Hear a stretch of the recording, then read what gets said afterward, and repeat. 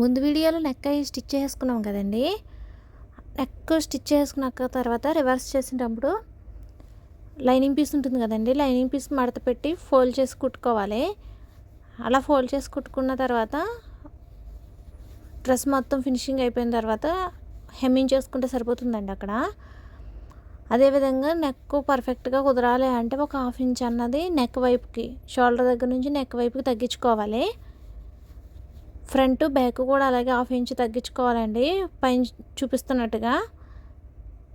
ఇలా 1/2 ఇంచ్ తగ్గించేసిన తర్వాత ఒక 1/2 ఇంచు ఖర్చుతో 2 షోల్డర్స్ని జాయిన్ చేసేసుకోవాలి.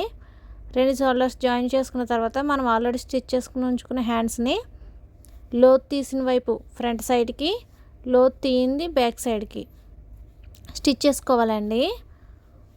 మీకు ఈ వీడియో యూస్ఫుల్ అనిపిస్తే please subscribe to my channel. మీకు ఈ వీడియో నచ్చినట్లయితే ప్లీజ్ లైక్ చేయండి. Thank you for watching. Please watch next part.